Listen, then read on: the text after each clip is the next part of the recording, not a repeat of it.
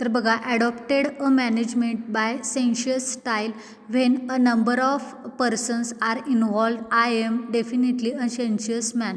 म्हणजेच बघा, तर ज्यावेळी ते म्हणतात की बरीच लोक ज्यावेळी एखाद्या प्रोजेक्टमध्ये किंवा एखाद्या ग्रुपमध्ये इन्व्हॉल्व असतात त्यावेळी त्याची जबाबदारी पूर्ण त्या मालकावरती पडते. He once said adding, but that does not mean that I do not disagree or that I do not express my views.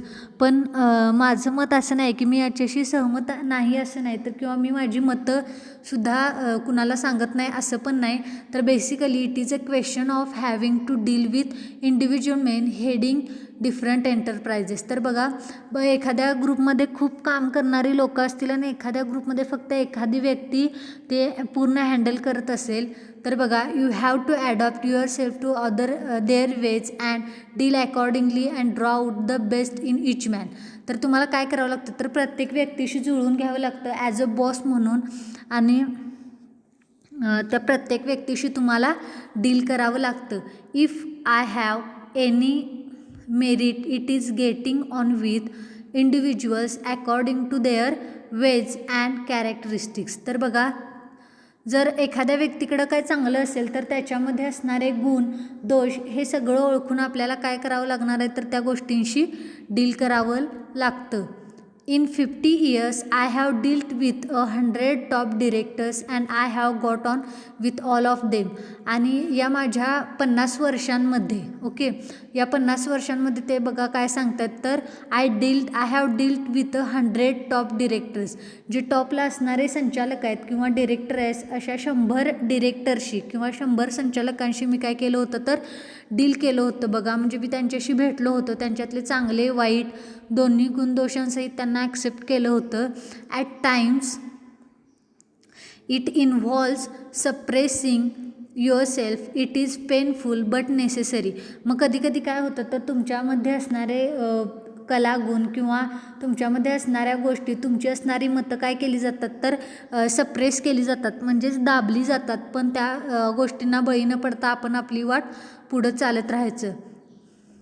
हे खूपच म्हणजे एखाद्या व्यक्तीकडून आपली मतं, आपल्या आकांक्षा दाबल्या जाणं हे काय असतं, तर खूपच वेदनादायक असतं. पण आपल्याला काय करावं लागतं, हे आवश्यक असल्यामुळं किंवा त्यांच्याशी डील करायचे असल्यामुळं आपल्याला ते सहन करावं लागतं.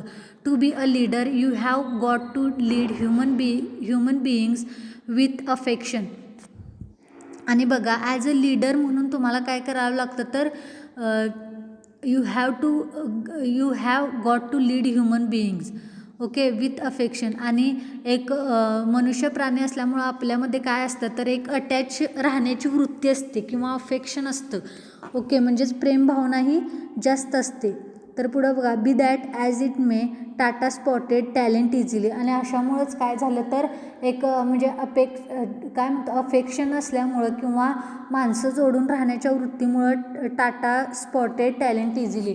टाटा ग्रुपला काय झालं, तर नेहमीच हुशार माणसं मिळत गेली. And once he was confident that a manager would perform he gave him a long hope. आणि अशाच पद्धतीने जर मॅनेजर चांगला असेल किंवा मॅनेजर तुम्हाला तुमच्या पद्धतीनं काम करू देत असेल, तर तुम्हीसुद्धा काय करता, म्हणजे वर्करसुद्धा चांगलं सहकार्य करत राहतात किंवा चांगला परफॉर्मन्स देत राहतात. ही gave him a long hope. आणि अशाच पद्धतीनं त्यांच्याकडून चांगल्या पद्धतीच्या आशा त्यांना मिळत राहतात.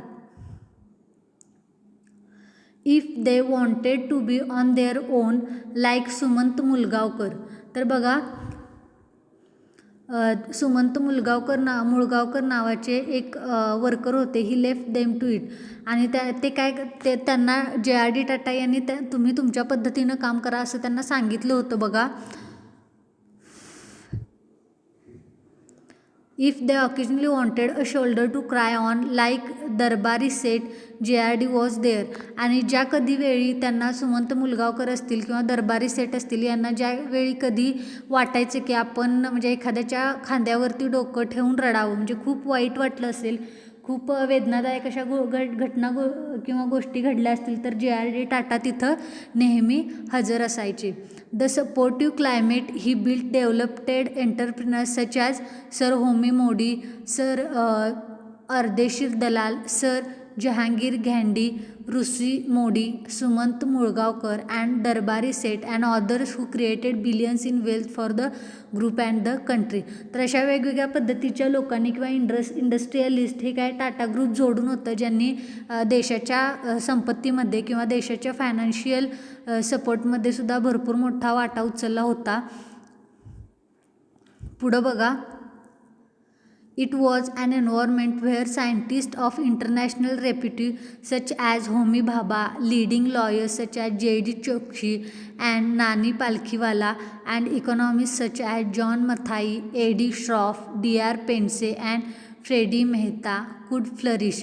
आणि या सगळ्या गोष्टींमुळेच ही जी वेगवेगळी नावं मी आत्ता घेतली ही लोकं काय झाली तर टाटा ग्रुपमध्ये म्हणजे जे.आर.डी. टाटा यांच्या मित्रत्वाच्या भावनेमुळे किंवा मित्रत्वाच्या सहकार्यामुळेच ही लोकं काय झाली तर फ्लरिश होऊ शकली म्हणजे काय तर आपलं ज्ञान हे म्हणजे मोठ्या प्रमाणात त्यांनी आपल्या ज्ञानाचा आपल्या कौशल्यांचा इथं वापर करून घेतला.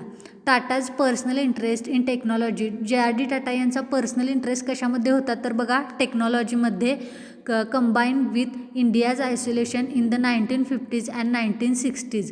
आणि 1950-1960मध्ये झालेली टेक्नॉलॉजीमध्ये त्यांचा भरपूर इंटरेस्ट होता बघा.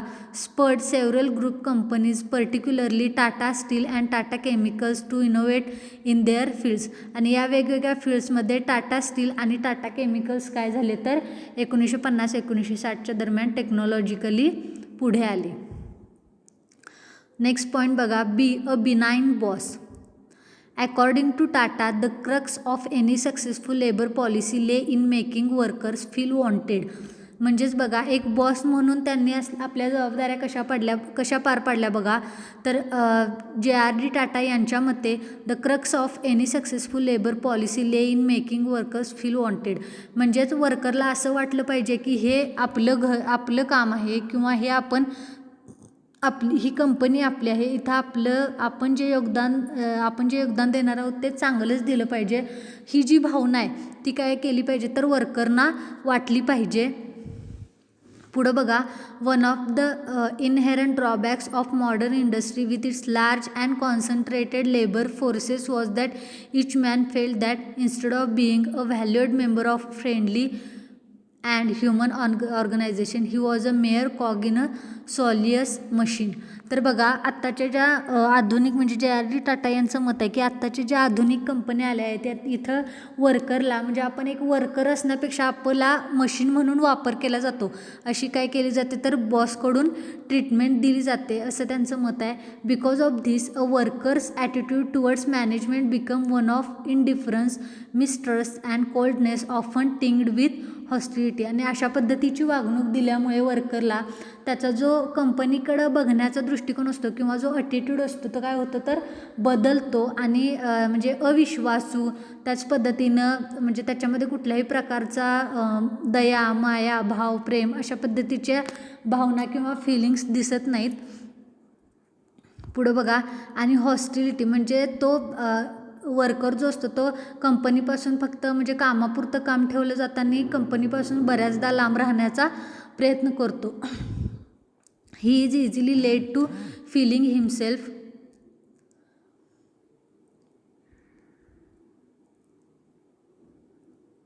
पुढं बघा, he is easily led to feeling himself the victim of callous and unfair treatment and little is needed to make him look upon his employers as his enemies and break out into open conflict. आणि अशा पद्धतीनं तो काय करू लागतो तर बॉसला आपला शत्रू समजू लागतो आणि याच्यामध्येच ओपन संघर्ष म्हणजे मोठ्या प्रमाणात संघर्ष हा घडून येतो. Tata Steel became one of the earliest companies in India to have a dedicated human resources department. त्याचबरोबर बघा टाटा कंपनी ही एक आता पूर्णपणे एक कंपनी बनली होती कशामध्ये तर a dedicated human resources department, जी ह्युमन रिसोर्सेस डिपार्टमेंटमध्ये होती ती एक प्रकारची कंपनी बनली होती. Expressing surprise that the company had function for so long without one, Tata commented if our operations म्हणजेच बघा expressing surprise and that company expressing surprise that the company had function for so long without one. म्हणजेच काय तर एका व्यक्तीमुळं म्हणजे पूर्ण company जशी चालत नसते त्याच पद्धतीनं वर्करची सुद्धा तिथं गरज लागते बघा. Tata commented, if our operations required the employment of say 30,000 machine tools, we would undoubtedly have a special staff or department to look after them.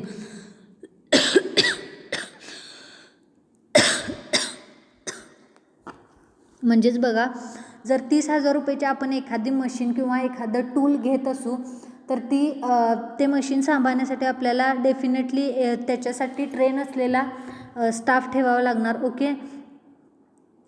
To keep them in repair, replace them when necessary, maintain their efficiency, protect them from damage etc.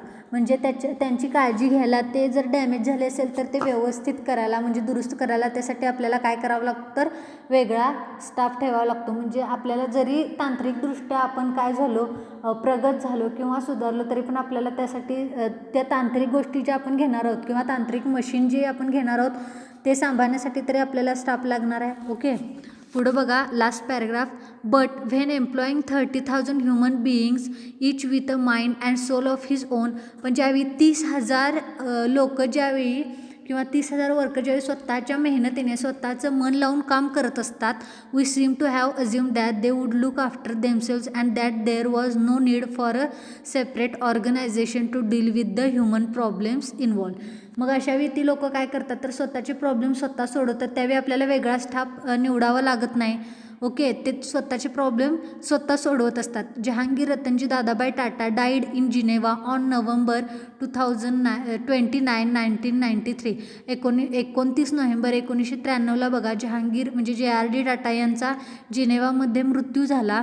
And made his money in India. आणि त्यांनी जी काही संपत्ती मिळवली होती ती कशासाठी मिळवली होती तर पूर्ण भारतासाठी बघा. If you address him with the full pomposity of the name with which he was born.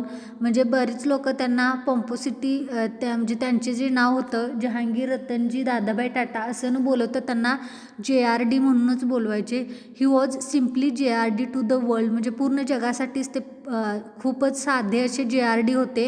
And to his friends. आणि त्याचबरोबर त्यांच्या मित्रांसाठी सुद्धा JRD was India's most well known industrialist, widely respected for his enormous contribution to the development of Indian industry and aviation in particular. म्हणजेच काय तर Tata brand किंवा JRD Tata हे औद्योगिक क्रांतीमध्ये एक नावाजलेलं आणि भारतातील औद्योगिक क्रांतीमध्ये एक नावाजलेलं नाव होतं बघा. Tata headed India's largest industrial conglomerate with uncommon success, but this was only one aspect of his life. म्हणजे त्यांनी भारतातील औद्योगिक क्रांती असेल त्याच्यामध्ये त्यांनी भरपूर योगदान दिलं. हा एक त्यांचा वेगळा भाग होता. He was also a man of great sensitivity and as was pain by the poverty he saw around him and sought vigorously to alleviate it. म्हणजेच त्यांना भारतातील जी काही गरिबी होती किंवा आतापर्यंत त्यांनी जे काही गरिबी बघितली होती भारतामध्ये ती त्यांना दूर करायची होती. ते खूपच असे सेन्सिटिव्ह मनाचे होते किंवा हळव्या मनाचे होते बघा. He also was a philanthropist who wanted India to be a happy country and did all he could to make it so. आणि त्यांना भारताला एक चांगलं आनंददायी असा देश बनवायचं होतं. त्यामुळे त्यांनी एक चॅरिटेबल ट्रस्टसुद्धा सुरू केलं होतं. त्यामुळे त्यांना लोक फिलॉन्थ्रॉपिस्टसुद्धा म्हणायचे. फिलॉन्थ्रॉपिस्ट म्हणजेच काय तर दान करणारा किंवा दानी अशा पद्धतीनं त्यांना एक टोपण नाव पडलं होतं बघा. A patron of the sciences and the arts and a man with a passion for literature, fast car, skiing and flying.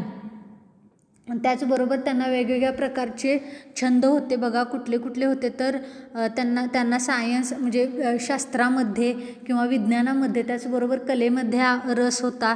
त्याचबरोबर पॅशन फॉर लिटरेचर त्यांचं साहित्याची त्यांना खूप आवड होती. फास्ट कार ज्या रेसिंग कार असतात त्याची त्यांना आवड होती.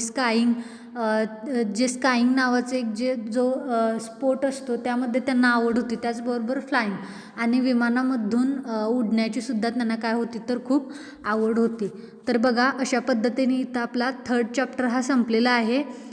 So in our I hope हा तुम्हाला बऱ्यापैकी व्यवस्थित समजला असेल, काय प्रॉब्लेम असेल तर मला कॉन्टॅक्ट करा. आणि in our next lecture we will deal with our fourth chapter. Okay, thank you.